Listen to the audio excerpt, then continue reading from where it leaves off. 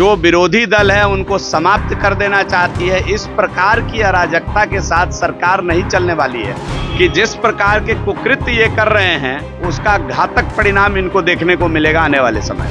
अरे देखिए, अब भारतीय जनता पार्टी के लोगों के बीच पूरी तरह से बेरोजगार हो चुके हैं। भारतीय जनता पार्टी के नेताओं को शर्म आनी चाहिए, क्यों न मणिपुर के बारे में बोलते हैं। नमस्कार, आप लाइव स्ट्रीम देख रहे हैं। मैं हूं आपके साथ रोहित वर्मा।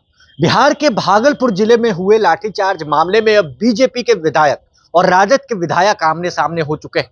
देखिए, जिस तरीके से बीजेपी विधायक और पूर्व मंत्री जीवेश मिश्रा से जब हमने सवाल किया आपके कार्यकर्ताओं पर, आपके नेताओं पर जो है महागठबंधन की सरकार लाठियां बरसवा रही, पट्टा के बाद अब भागलपुर में कार्यकर्ताओं को पीटा गया, लाठीचार्ज हुआ, कई नेताओं की गिरफ्तारी हुई। अब जिसके बाद राजद ने जीवेश मिश्रा को जवाब दिया है। उन्होंने कहा है कि बीजेपी वाले बेरोजगार हैं। जीवेश मिश्रा ने फिर कहा कि प्रतिद्वंदियों को राजद और जेडीयू की सरकार, नीतीश कुमार यानी महागठबंधन की सरकार दबाना चाहती है, खत्म करना चाहती है।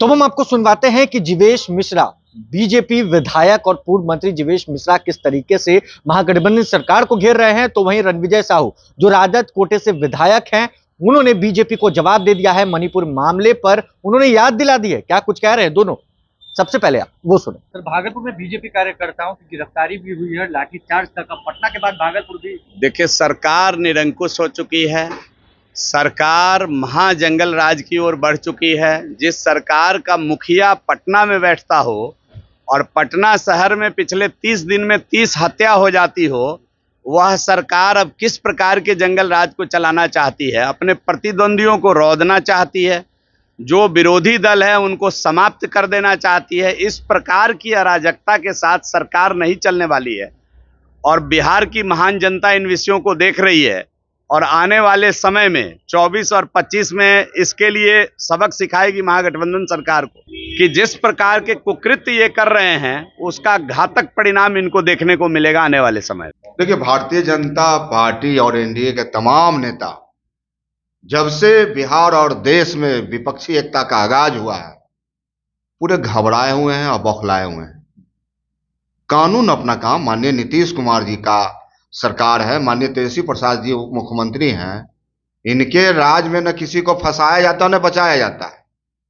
अब प्रशासन अपना काम करता है और इन्हें तो हमेशा से उन्माद में, मंदिर मस्जिद में और समाज को तोड़ने में, समाज में नफरत फैलाने में, उसी में विश्वास है, जिसके कारण पूरी तरह से भारतीय जनता पार्टी के तमाम नेता, लोकसभा के चुनाव आ रहे हैं, जनता से उन्होंने जो वादा किया था, और इन्होंने कहा था ना 2 करोड़ नौजवानों को मैं नौकरी देने का काम करूंगा, बिहार में विशेष पैकेज दूंगा, बिहार में विशेष राज्य का दर्जा दूंगा, तो आखिर किन मुद्दों पर जनता के बीच जाएंगे।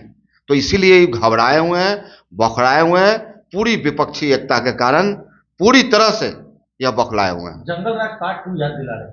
अरे देखिए, अब भारतीय जनता पार्टी के लोगों के बीच पूरी तरह से बेरोजगार हो चुके हैं। तो लगातार आप बताइए मणिपुर में कैसा राज है। भारतीय जनता पार्टी के नेताओं को शर्म आनी चाहिए, क्यों न मणिपुर के बारे में बोलते हैं। उत्तर प्रदेश में लगातार घटनाएं घट रही है, उसके बारे में नहीं बोलते हैं। तो हम समझते हैं कि अगर बिहार में किसी प्रकार का अपराध होता है तो यहाँ का जो प्रशासक है, शासन है, पूरी तरह से मुस्तैद है और पकड़े जा रहे हैं, सलाखों के पीछे जा रहे हैं। पूरी तरह से माननीय मुख्यमंत्री जी, उप मुख्यमंत्री की नज़र है और लगातार मॉनिटरिंग हो रही है। और जो भी इस प्रकार का उन्माद फैलाते हैं, आप देखिए बिहार शरीफ में क्या हुआ कि कौन लोग थे। कटिहार में पुलिस की आरोप लगा रहे थे, गोली चली।